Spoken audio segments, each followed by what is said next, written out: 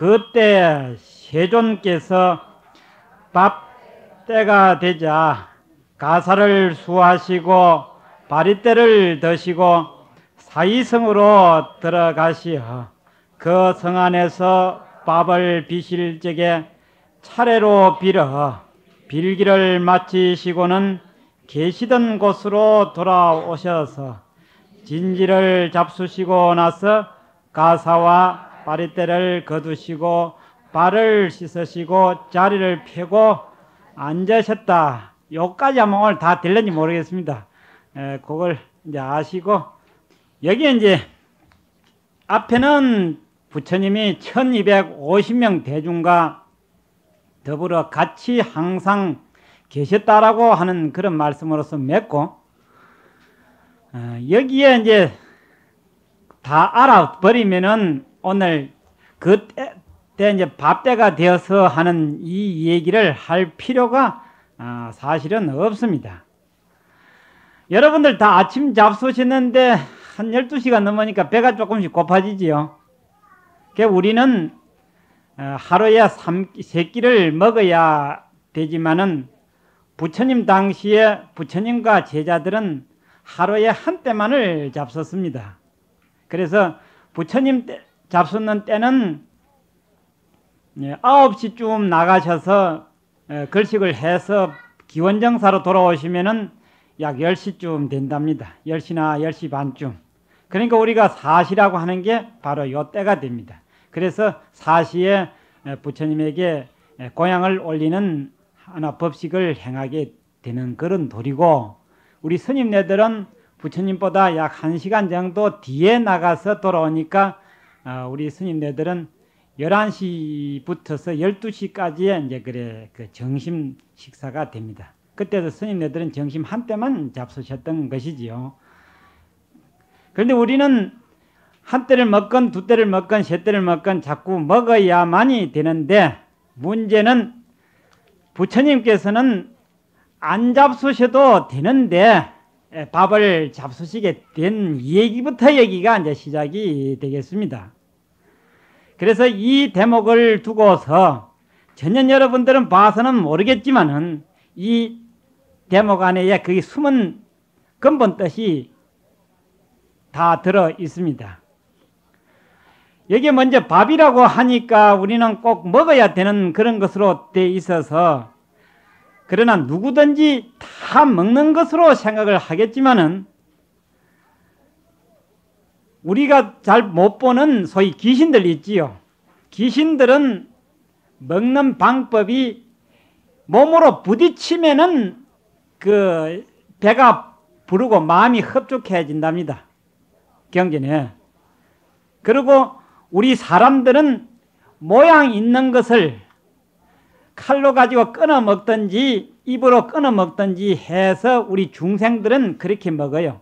그러니까 이것을 그 조각 내서 먹다 해서 조각단자를 놔가 단식이라 그렇게 말하고, 또 뭉쳐서 먹는다고 해서 그 뭉칠단자라고 이렇게도 나왔습니다.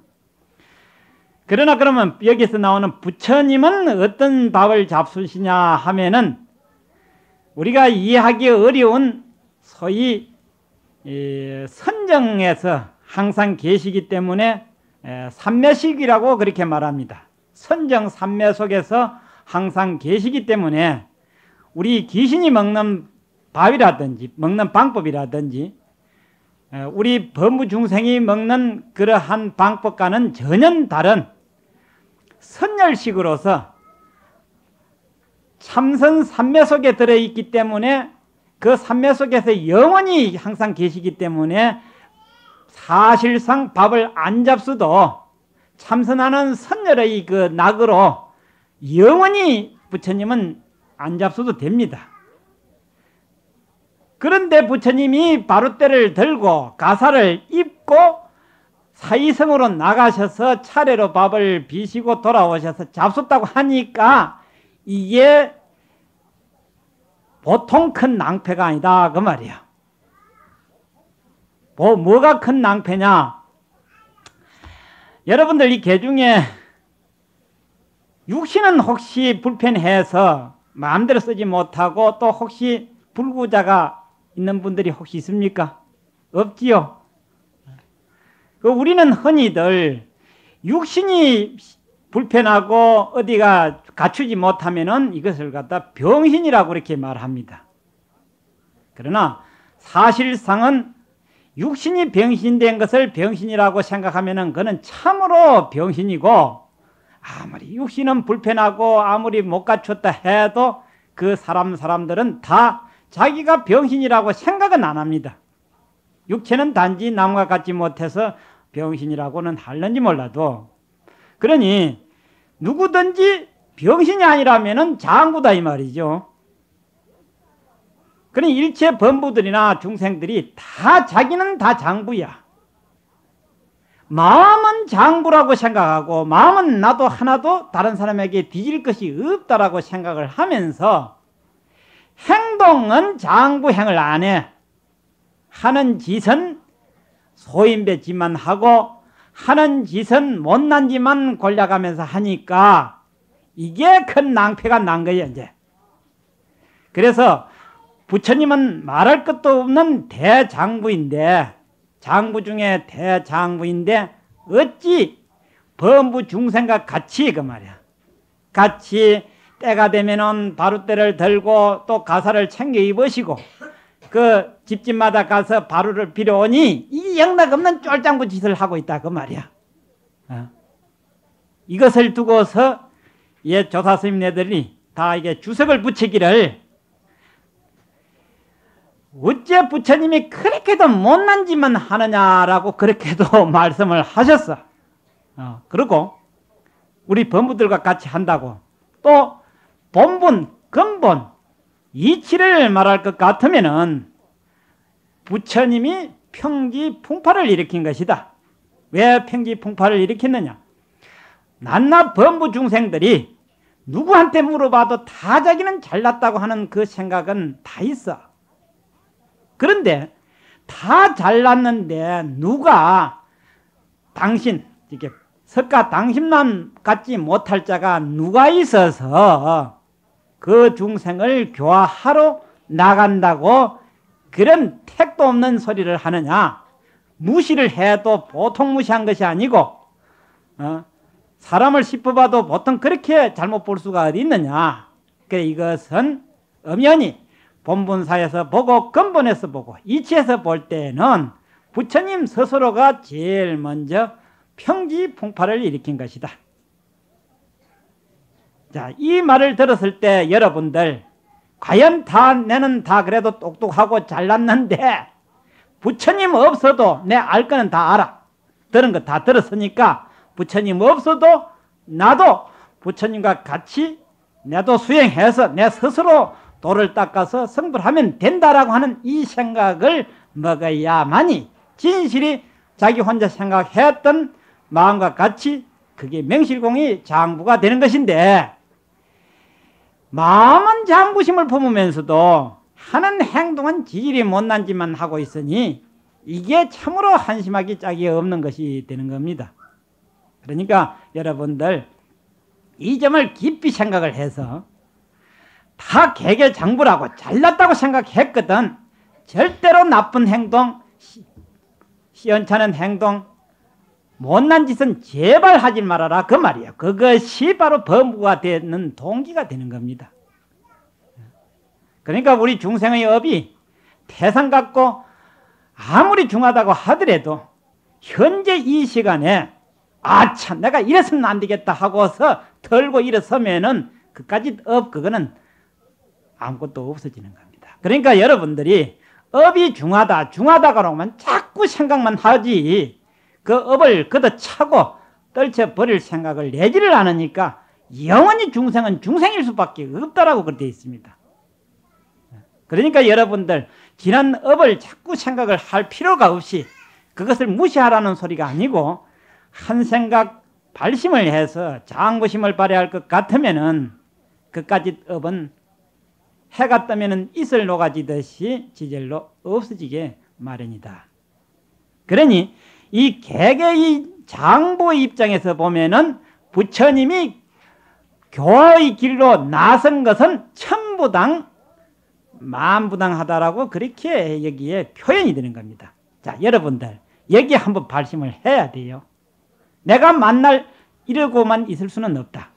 지난 다급생 동안 내가 범부 노릇 한 것만 해도 오늘 이 말을 들어보니 참으로 억울하기 거지없는데 차후로 지금 이 시간 이후부터는 다시는 범부 생활을 청산해야 되겠다고 하는 이 한 생각이 큰 발심이 되고 바로 그 백급의 업장을 일념에 능히 돈탕제할 수가 있는 겁니다. 그러니까 대성법문은 마치 환한 대낮과 같고 세상의 인과법은 그저 안개 속에서 그저 캄캄한 밤중에서 더듬어 대는 것하고 같아. 요행히 붙들어 잡으면 다행이고 그저 그냥 더듬어 붙이는 거야. 아무것도 없어. 그러니까 대성법을 듣지 아니하면은 절대로 성불할 수가 없다라고 하신 말씀도 왜냐? 이러한 원리를 깨우칠 수가 없기 때문에 대성법을 꼭 들어야 한다고 하는 것이 그게 있습니다. 그래서 옛날 남전 보은선사 같은 대단한 도인 스님은 이 부분을 두고서 통렬히 비판을 했어요. 석가가 팽기 풍파를 일으켜도 보통 큰 풍파를 안 일으켰다. 누구든지 다 성불할 수 있는데 자기가 뭔데 말이에요. 나와가지고 이래라 저래라 가르치고 교화한다고 기분 나쁘다 이거지 딱. 그래서 내가 겉에만 있었더라면 몽둥이를 가지고 뚜드 패 죽여버렸을 건데 내가 다행히 그때 없었던 것이 억울하다라고 그렇게 했었어요. 이 얼마나 대장부의 마음을 강조하는 겁니까? 근데 여러분들 이 소리를 들어도 소식이 갑니까? 그래 놓으면 이게 그럴 때면 남전 보은스님이 불경스럽게 말할 수 없는 것이지요. 부처님을 갖다 그럴 수가 있나라고 생각하면은 그 바보 멍청이라 그 말이야. 그것은 쉽게 말하면 누가 그 어른들 이런 일 있습니다. 내가 어렸을 적 잘 몰랐는데 노인들이 지팽이를 짓고 와가지고 집에 와서 지팽이를 씌워놓고 쉬다가 돌아가실 때에 내가 먼저 내려와서 지팽이를 주워다가 드리니까 되게 기분 나쁘게 하면서 획 집어 던지더니 도로 자기가 주워 짚고 가요. 그래 어렸을 때 그게 무슨 짓인고 했더니 뒤에 알고 봤더니 그게 아니라 예법이 노인에게는 지팽이를 만들어 드리지 말라는 그런 말이 있더라고요. 아래 사람이 지팽이는 윗사람이 아래사람한테 만들어주는 것이지 아래사람이 윗사람한테 지팽이 만들어주는 법이 아니더라고. 그래. 그건 왜냐? 늙기도 서운데 자꾸 늙은 취급을 하니 얼마나 기분 나쁘냐 그 말이야. 그래서 어쨌든지 그 어르신네는 건강하시다라고 자꾸 그렇게 해야 그 기분 좋듯이 그 말이에요. 우리는 다 범부가 아니고 장부라고 해도 기분이 딱 나쁠 판인데 이거 완전히 중생 취급을 하니 말이야. 딱 기분 나쁘다 이거지 이제. 그러니 여러분들 남한테 거만해 하지 말고 남한테는 절대로 거만해서는 안 되지만은 자기 자신은 목에 힘 딱 주고 나도 하면 된다 그 말이야. 나도 시간이 좀 걸릴 뿐이지 언제쯤은 서가 당신하고 같을 수 있다라고 이렇게 딱 생각을 해야 이게 이제 뒤는 수가 나지. 만날 와가 절만하고 엎드리가 빌기만 해봐라. 그놈이 언제 해결이 나누고 말이야. 안 그래? 이를테면 만날 종로로만 해가지고 언제 상전이 되노고 말이야. 대대로 족보가 쌍놈이라도 우리 대에 와서는 그 말이야. 나 대에 와서는 이놈 종로로 내 대에 청산해야 되겠다고 생각해야 되는데 옛날 보니까 자기 부모가 종이면은 자기도 종인 걸로 아예 그만 숙명적으로 받아들이더라고.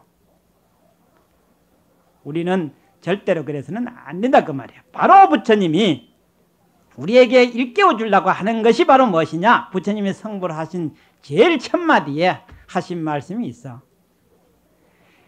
어떻게 그렇게 희우하고 어떻게 그렇게도 기특하냐? 정말 희우하고 정말 기특하다. 일체 범부 중생이 그 말이야. 낱낱이 다가 나와 똑같은 불성을 가져서 누구나 나와 똑같이 성불할 수 있는 이치를 내 비로소 알고 보니 참으로 기특하고 정말 참말로 희우하다라고 제일 먼저 성불하시고 하신 말씀이 그거라. 그런 말을 믿으라고 하니까 택도 아닌 부처님한테 나고 따라서 믿는다고 손발이 닳도록 비로 보이 무슨 영험이 있어? 바로 이 대성법에서 그것을 강조하게 되는 겁니다. 그러나 그 말이에요. 그러나 현실은 중생이 천차만별이라 잘난 중생도 있지만은 지질이 못난 중생도 있어. 어떻게나 못났던지 그 말이야. 여러분들 지질이라고 하는 건 잘 모르지요. 내가 오늘 지질이 못난 게 얼마나 못난 걸 내가 가르쳐 줄 테니까 여러분들은 그게 속하지 않은 줄만 알면 참으로 다양하고 참으로 희화한 일이니만 생각해.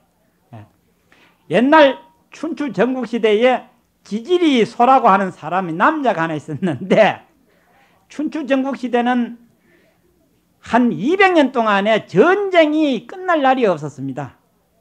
그때에 중국에 대륙에 16나라가 큰 나라가 서고 그 바깥에 여러 나라가 또 많이 있어서 서로가 싸움박질만 하고 말았는데 그렇게 전쟁을 하니까 젊은 사람 남자라고 하는 건 전쟁터에 다 가지 거리에는 남자 구경을 못할 판이라. 그런데 이 지질이 소는 어떻게나 못났더니 군대도 끌고 가지도 않아. 아무리 저기 쳐들어와도 그들도 보지를 않은 거라. 어떻게나 못났던지. 얼마나 못났느냐면은 난쟁이에다가 앞뒤 등 곱사라. 그런데 곱사가 얼마나 앞뒤가 등이 튀나고 가슴이 튀나왔던지 이 턱을 받치고 있어. 거기에다가 빡빡 곰보에다가 거기에다가 은챙이에다가 거기에다가 애꾸에다가 거기에다가 쩔름바리에다가 막 하여튼 못난 것은 몽땅 다 갖추었어. 그래서 지질이도 못났다고 해가지고 지질이 소라고 그렇게 이름을 붙였어. 그런데 우리는 그러한 조금도 갖추지 않고 다 환출한 장부라. 이런 지질이 소도 있지만은 참 잘난 사람도 많아. 그렇다 보니까 대체적으로 못난 중생이 많아서 부처님이 아무리 근본은 다 개개 장부이지만은 현실적으로 그냥 묵과할 수가 없어. 그냥 포함남길 수가 없는 거라. 너무나 어리석고 너무나 못나서 고생을 사서 하고 있고 갈 길은 안 가고 안 갈 길만 꾸역꾸역 가니까 그때에 우리 부처님께서 가만히 있을 수가 없어가지고 많은 보살들에게 이 중생을 다 굳이 해주지 않을 수가 없다라고 그렇게 해서 부처님께서 제일 먼저 제도하신 5 비구를 행해서 하신 말씀이 많은 중생들이 기다리고 있으니까 비구가 같은 길을 동시에 가지 말아라 그렇게 했었어요. 같은 길을 2 사람이 가지 말고 빨리 가거라. 나의 법은 처음도 좋고 중간도 좋고 마지막도 좋다. 그렇게 하신 말씀을 깊이 생각해 보면은 정말 참으로 우리 중생을 위해서 부처님이 그렇게 마음을 쓰실 수가 없다라고 되어 있습니다. 그러니 우리가 이만큼만 부처님 전에 발심을 하고 기를 해서 참여하고 기도하면은 무슨 소원이 성취되지 않을 것이 하나도 없어요. 그런데 하고 있는 우리 기도나 모든 공부가 너무나 등한하고 너무나 불성실하게 하니까 그렇게 성취가 안 되는 것은 사실입니다. 그래서 이것을 두고서 본본에서 볼 적에는 부처님이 큰 망발을 하시고 망동을 하신 것으로 되어 있지만은 그러나 우리 범부 중생 쪽으로 보면은 이렇게나 다양할 수가 없고 이렇게나 덕이 될 수가 없다라고 되어 있습니다. 왜냐? 만약에 부처님이 가만 앉아 뒤에 발을 씻고 자리에 앉으셨다라고 되어 있지요. 기원정사에 가만 계실 것 같으면 어느 누구가 부처님을 칭견할 수가 있겠습니까? 어느 중생이 부처님에게 고향 올릴 수가 있으며 어느 중생이 부처님 전에 복을 지을 수가 있으며 어느 중생이 부처님에게 죄를 사해 주라고 할 수가 없을 것이다 그 말이야. 부처님이 구중궁궐에만 계실 것 같으면 누구도 만나볼 수가 없었을 것인데 얼마나 다양하고 또 다양한지 부처님이 스스로 그 말이야. 누가 나오라고 하지도 않았구만은 바라지도 않았구만은 부처님은 바루를 들고 거리를 나섰으니까 오직 이것은 부처님에게는 철저히 손해본 일이요, 우리 중생에게는 철저히 이익이 되는 부분이다 라고 그렇게 되어 있습니다. 그러니 부처님같이 우리를 위해 주시는 분이 세상에 어디 있겠나라고 한번 생각을 해 보십시오. 그러면 참으로 참 고맙다, 오직 참 부처님이 안 계셨더라면 나는 뭐가 될 뻔했던가 하는 이런 마음을 가져야 될 줄 압니다. 저는 그렇게 생각을 합니다. 누가 뭐렇게 해도 부처님이 안 계셨던들 오늘날 내가 요 모양 요거는 못 됐을 거라고 그렇게 생각을 해요. 그러니 참으로 다행하다.